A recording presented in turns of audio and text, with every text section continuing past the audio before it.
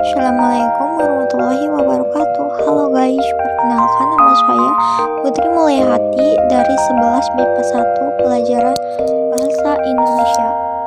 Yang kita akan bahas pada bab ini yaitu membahas teks eksplanasi. Apa itu teks eksplanasi? Teks eksplanasi yaitu teks yang menjelaskan tentang suatu proses atau peristiwa mengenai asal-usul, proses atau perkembangan suatu fenomena atau mungkin berupa peristiwa alam, sosial, atau budaya. Ada juga struktur eksplanasi. Nomor 1 ada judul. Seperti halnya teks pada umumnya, judul adalah hal yang wajib. Tulislah dengan bahasa yang singkat, padat, dan jelas. Nomor 2 ada pernyataan umum. Kedua, teks eksplanasi dalam memulai pernyataan umum, kalian dapat menulisnya dengan informasi sederhana tentang fenomena tersebut. Nomor 3 ada penangkalnya, urutan dan sebab sampai akibat.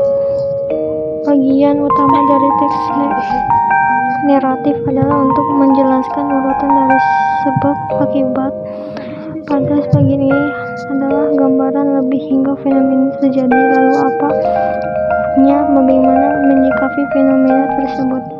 Nomor 4 ada interpretatif.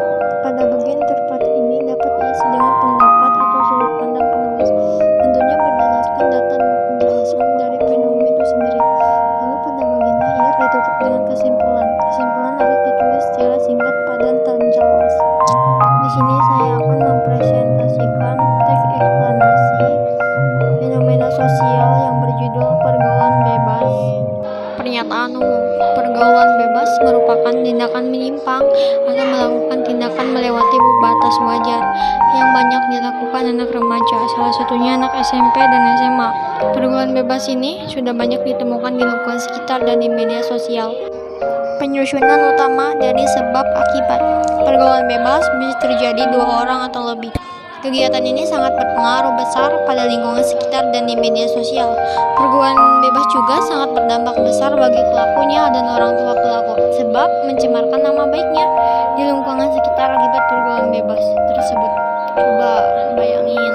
Tapi mungkin ada faktor yang membuat pelaku terjerumus pergaulan bebas, bisa dari faktor internal, misalnya masalah keluarga yang sangat rumit yang membuat pelaku pusing dan tanpa pikir panjang terjerumus pergaulan bebas, atau bisa juga dari faktor eksternal, misalnya berteman dengan teman yang pergaulannya bebas yang membuat pelaku terbawa dampak negatifnya.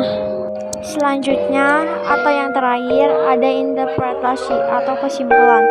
Dari teks di atas kita bisa menyimpulkan bahwa pergaulan bebas adalah kegiatan yang mengarah ke dampak negatif yang mampu merugikan diri kita sendiri maupun orang sekitar kita. Jika tersebut bisa disebabkan oleh faktor internal maupun eksternal, maka keluarga harus membimbing dan memberi dukungan anak ke arah positif agar tidak terbawa-bawa ke dampak negatif. Terima kasih sudah menonton.